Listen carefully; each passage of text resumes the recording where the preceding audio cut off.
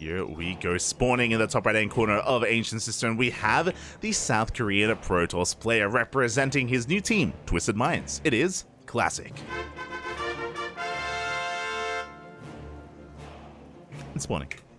In the bottom left-hand corner, we have his opponent. We have the American Protoss player representing his new team, Maturino Esports. It is Astrea. Of course, my condolences to Alpha X. They were a team that did support StarCraft for a very, very long time with their tournaments, with their players. Alas, Alpha X did dissolve a couple of months ago, but in the ashes of Alpha X, Maturino did rise up. So really cool to see Maturino invest and not just invest in tournaments like the Africa Champions Cup. Maturino, they are a main sponsor for that tournament, but to also have a StarCraft Pro team as well. It's really cool to see. Really appreciate the support. Oh, my apologies. There we go. As Miyamaki is not in this series, we'll fix that up. Yeah, here we go. We do have a 2-gate opener from Astrea. We do likewise have one from Classic as well. 2-gate openers all around. Nothing too crazy. Everything's looking pretty standard here from both players. Astrea just went for a faster second gas. We'll see Classic likewise just one step behind with his own gas production, but nothing too major as, Astrea does throw down a proxy pylon out on the map. Now, this probe from Classic does confirm this. The probe sees that, hold up, where's your second pylon? Your second pylon is missing. It should be in the main base like my own. So Classic is aware that there's a pylon out on the map. He just doesn't know if it's a committed proxy or not. As we can see, Astrea, he just threw it down just to throw it down. It's something that is quite, I don't know if I want to say common, but it happens from time to time. It used to be more common to go for these fake proxy pylons just to get into the head, get into the mind of your opponent. To keep them on notice. As we have a Classic going for a Stalker Adept opener across the map, Astrea going for a Stalker Sentry opener instead. So this opener from Astrea, these first two units are very defensive. With the Sentry, you can hallucinate and scatter across the map. You can just make sure you're aware of any kind of tech transition of your opponents. It's a very defensive, very safe way to play in PvP. Meanwhile, Classic is being a lot more aggressive here with this Adept. As the Adept obviously can't one-shot workers, but is going to be looking to also get some scouting information, maybe get into the main base, and maybe get some economic damage done. As the Adept does get spotted, is going to be forced back here by the first Stalker.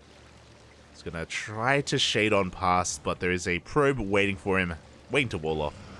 So the Adept is pushed back. Does at least scout the natural though. So he knows that Astrea isn't going for a weird one-base all-in. Oh, and he still has not come across that pylon. But at this point, like, enough time has passed. Classic knows that the first pylon was just a fake proxy. Nothing crazy is going on, as Classic is going for that Twilight Council, so he's going for a Blink opener, which is going to get scouted by Astrea. Again, this is the power of a sentry in the early game. You're able to just get an eye on everything that your opponent is up to. Back at home, Astrea is going to be opening up a little bit differently. He's going for a Robo instead. Again, very defensive. It feels very defensive. With this, you can get into fast immortal production. You can be aggressive if you go for a War Prism first, because then you basically have pseudo Blink, and yep, there it is. We have a War Prism on the way.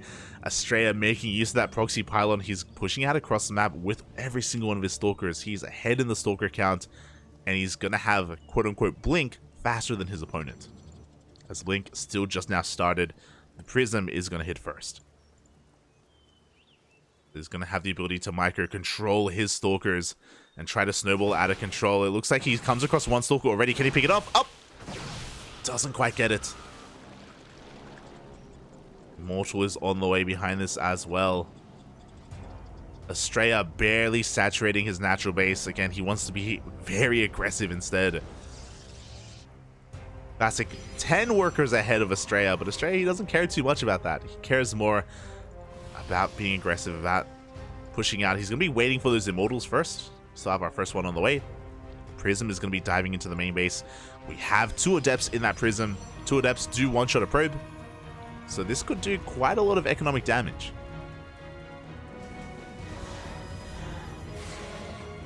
Depths have arrived, and yeah, we're already forcing a lot of lost mining time.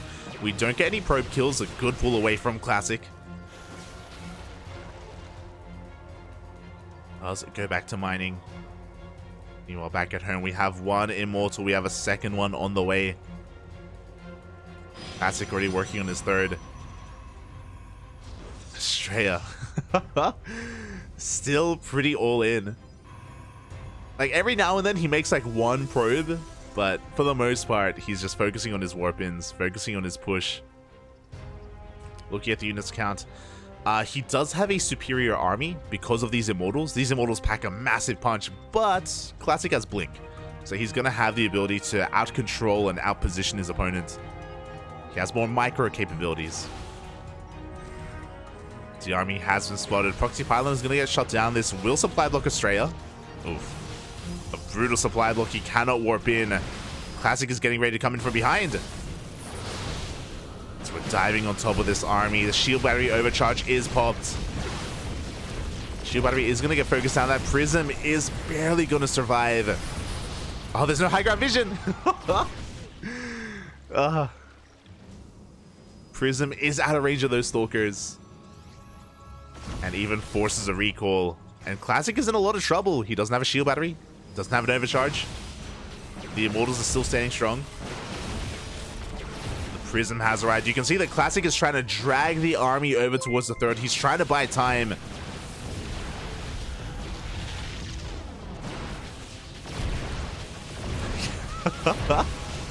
We're not a Starduck in the chat. As the third base is going to fall, but we need more damage than just the third. A third Immortal has rocked up though. Astrea now rotating towards that natural base. Classic has been doing a great job of just building up the stalker count, but here we go. We pull the boys. We dive on forward. We take down the Prism. Can we take down the Immortals? One will fall, but we're losing a lot of stalkers in the process. Astrea. He is going to take down the entire mineral line, and he's focusing down the stalkers as well. It looks like Astrea is breaking through. We do have a defensive Immortal from Classic, but it's going to go down instantly. Oh my god. It does go down. GG gets called, and Astrea takes game number 1. Let's go. GG. With a really interesting 2-base all-in, it felt a little bit delayed, just because it took a while to really get going. Well, that's kind of what I love about it, because it almost kind of lured Classic into a false sense of security. Classic, he saw the naturals, he was just probing up his own. I saw that even though we had a robot opener, it was just for a bit of a depth harass, and Classic felt safe enough to expand and take a third when he was anything but safe. GG. So thank you so much, Startup, for subscribing 11 months for Twitch Prime. What a nice name, KS2 League. You don't even play KS2 anymore. Startup. Shout out to Startup, by the way, one of the best Protoss players in Australia. Shaking my head.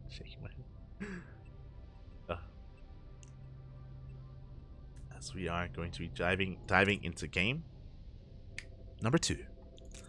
A solid start here from Astrea. Again, kind of working with I want to say misinformation, or just keeping the vital information away from Classic, luring him into a false sense of security. And now we're diving into game number 2.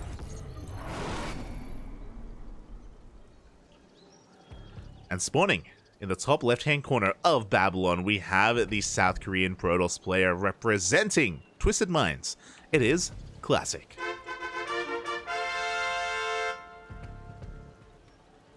Spawning in the bottom right hand corner, we have his opponent. We have the American Protoss representing Macherino Esports. Oh my god, going for a proxy already. It is Astrea. Let's go. Of course, Astrea also living in the land of Korea right now. Throwing down his first pylon out of the map. What's interesting about this proxy location is that it is technically on Astrea's side of the map. Does throw down the initial gateway. It's almost... This is so peculiar. Probe Scout from Classic is going to figure this out and come across the fact that there is no gateway back at home. So alarms are going to be flaring here from Classic. Meanwhile, setting up for a gate expand. Astrea going for the all-in. I'm pretty sure this isn't like a fake like proxy. I'm pretty sure Astrea wants to commit. He's forcing Classic into a 2-gate opener, so Classic is playing very safe. There's no way this is like a gate expand from Astrea, right? He's chroning out his first Zealot. We have a Cyber Core on the way. Is this a gate expand? Is this just a fake proxy? I guess so. Yeah, Pylon gets found out. But how do you defend? I'm really curious. I'm really curious how this is all going to play out. Because Classic, he's going to have his 2 gateways up and running. He can make 2 Stalkers initially once the Cybercore finishes. So if Astrea does try to expand, there's not another proxy pylon out on the map. It's all out on the map, Poppy. Ay, ay, ay. Warp Gate on the way. First Zealot is coming out. It's going to be meeting here with the first Zealot of Classic. Sorry, that's the second Zealot. My mistake. First one is across the map. Is looking for some economic damage. Doesn't get a probe yet, but does, you know, force some lost mining time out of Classic as well. Astrea going for a robo back at home, so it's going to be a 1 base all-in from Astrea, as far as I can tell. But this is going to get scattered by Classic. Like, he sees everything. Ay, ay, ay. Classic is going to get supply blocked for a moment here, which won't help. The gateway is thrown down from Astrea. We'll see how assertive Classic can be with his first wave of Stalkers. He does come across one of the proxy pylons. He's going to shut it down. So this robot makes a lot of sense. So, okay. It's all coming together. Classic has more production. He's going to have a higher Stalker count. Astrea knows that. To make up for that, we need a defensive Immortal if we want to protect and hold on to this natural base. We need this Immortal desperately. Just start it for a moment. Shield batteries on the way. Proxy Gateway has been found out. Classic is going to shut it down as well, which means this robo is the only production building for Astrea, and he's supply blocked. Ay, ay, ay. He can't make that Immortal. Classic, though, isn't pushing forward. He's backing off. Back at home, he's going for his own robo. Setting up his own natural as well. I do think that Classic can threaten this natural base, but he's more concerned with getting his own natural up and running. So he's giving Astrea the room that he needs to actually get away with this.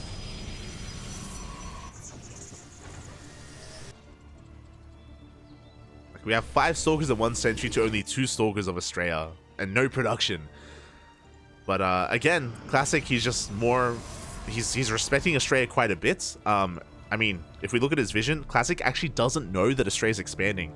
So the way that he's playing right now, the way that he's positioned, it looks like Classic is expecting a 1 base all-in. He's getting ready to receive an attack, but there is none coming. Like Astrea, he's getting away with a faster Nexus. He's getting away with better saturation. He's getting away with murder, Poppy. It's crazy. Hallucinated Scout will finally see this, and now Classic realizes what's going on. As Astrea is just taking up all the way. This is like Nanotos. I don't know if you remember Nano, the Brazilian Protoss. There's 0 gateways here. He was going into a Stargate, does cancel it, but he's going into just Immortal, soon to be Disruptor production. No gateways at all. He's crazy. If the Stargate finished, we would have seen Void Rays as well. Classic pushing out across the map, looking to try and punish the economy here of Astrea. Astrea is about to have two shield batteries on the way, 2 pylons, a cannon as well. Does Astrea have enough? As Classic is pushing his way forward, and oh my god, he just has an overwhelming army. Overcharge, putting in a lot of work. It's gonna barely keep the Immortal alive, barely. But the shield battery goes down. Here comes the Disruptor. The Nova up. Oh my god! A massive shot goes off. Does take down a lot of the probes, to be fair. But Astrea survives. Astrea barely survives. You can't keep getting away with it, Poppy. You can't keep getting away. Takes down the Stalker. Astrea, he holds on. Now, because of that Disruptor shot and because of all the chaos that was going on, Classic now has a worker lead. But Astrea lives. He restarts the Stargate. He now has a gateway so he can warp in defensively at least one unit at a time. He's got a Colossus on the way. In PvP, Astrea, man, you've been watching too much Skillers. Oh my god. What is this? We have +1 Colossus and a Void Ray on the way. Let's go. Hey, you think Blink Stalkers are like the standard unit composition in PvP? Nah, mate. Let me introduce you to Max Angel. Oh my god. Both players are setting up for their third bases. Extended Thermal Lances on the way. So, for those wondering what I meant by that, Skillus, he used to go Stalker Colossus in PvP instead of Stalker Disruptor. And the goal there was he'd be very he'd be so heavily reliant on his upgrades as well, so he would win out on the Stalker battle. And the Colossus, their role was mainly, I believe, to clean up all the Zealots, because Charge-Outs are commonly placed alongside, as the prism goes down, alongside Blink Stalkers. That's why Archons have their place in PvP, but yeah, he'd go for Colossus instead of Archons, basically. And they do fairly well. They do fairly well for Skillus. For a long time, that was like his go-to mid-game composition. But Astrea, he's just like throwing the kitchen sink at his opponent. He's going for a second Robo, so double Robo production. The Void Ray as well. So another unique Protoss player out there was Nano, a Brazilian Protoss, aka Shakti. He had two IDs that he would bounce between, but he would also go for this like Protoss mech style, as the Stalkers do blink up into the main base. They take down the Void Ray, but Protoss mech or Nano mech, or yeah, I think that's what we called it, Nano mech or Nanotoss, I can't remember. But yeah, he'd play like this mech style of Protoss where he would only have one gateway and he would go mass Robo. He'd have like 5 Robos producing and then transition to Skytoss. So he'd have like mass Immortal Colossus. It's crazy. But Nano used to play like this, and we have VODs on our YouTube of it. We used to cast a lot of Nano back in the day. But that's kind of what we're seeing here. We don't quite have that mass amount of like production of Robos, but we're getting there, especially once we get a third base up and running. May as well throw down a third Robo.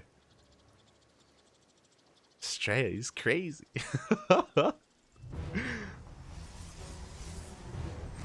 Oh my god. I miss Nano so much. He in the most recent years he became a caster. He started casting in Portuguese. As we do have the Stalkers, they take down the Prison. They're gonna be able to take down some of these shield batteries as well. They get eyes on the third base. This army has been revealed, and what is Classic's answer to this going to be?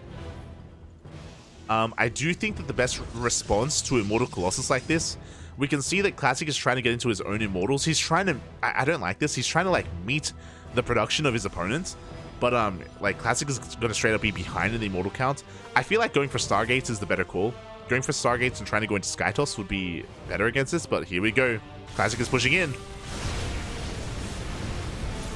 Zealots are going to be buffering. The Colossus makes short work of those Zealots.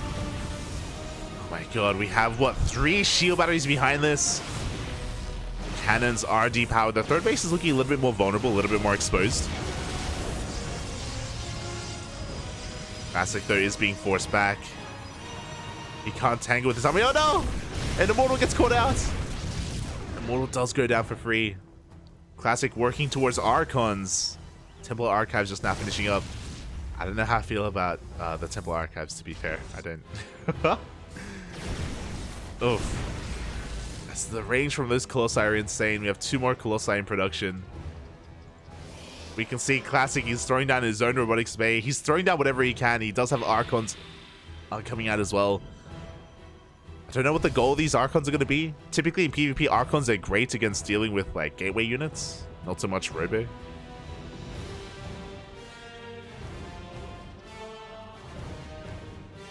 I mean, I don't blame Classic for not really knowing what to do against this, because because it's so wild.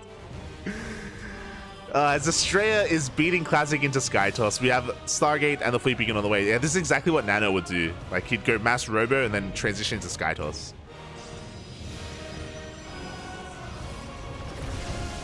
Oh, God. Classic is going to try to dive on this, but again, we have 3 shield batteries and an overcharge as well. The Zealots get annihilated by the Colossi. Archons are trying to push forward as well. But alas, Classic is pushing into a meat grinder. The War Prism Micro as well. Not a single Colossus is dying. A Classic is making... He's actually gaining ground. He's pushing into the natural. Takes down the Prism. Takes down an Immortal. Sorry, a Colossus. Even a second, we do see Classic is barely breaking through. He does bust in. Prism is going to go down. The Warp In doesn't complete. This one Void Ray is going to hold on. It's holding the line. Nothing shoots up. We have Phoenixes? Okay.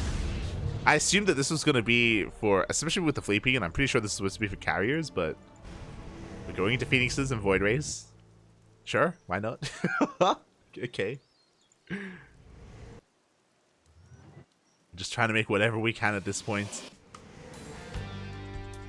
Astrea now down in the economy. He lost so many workers here at his natural. He has to rebuild his stack defense. Build back up his economy. Classic still not going into Skytoss himself. Still focusing on Archons and Stalkers. There we go. Void Rays are now on the way.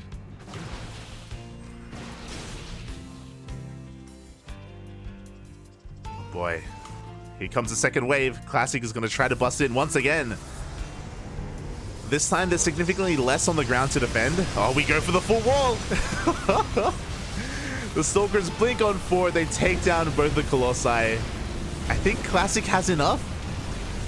I think he does have enough to break on through. And he gets on top of the shield batteries. GG gets called, and Classic ties up the series 1-1. The hell did we just watch? GG, well played. Oh my god. Classic staring down whatever the hell we just saw, and yeah, he was able to keep his cool at least. Keep his cool, continue macroing. He had a 4th base on the way behind this, and he was able to break Astrea just before he could transition to Skytoss. I feel like the Phoenixes were just a reaction just because Astrea was under so much pressure. I don't think that was the initial plan from Astrea. But yeah, GG, well played. Oh my god.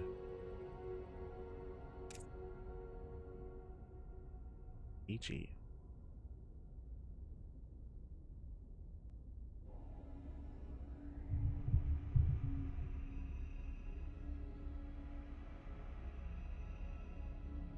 Am I crazy? Yeah, yes. Shout out to Classic for tying up the series. Let me just double check something. Un momento.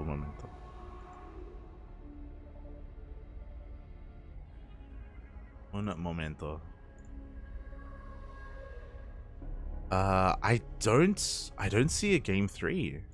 I know that they had an ace match. I'm just double checking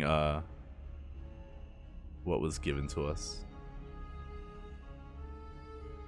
Maybe I missed it.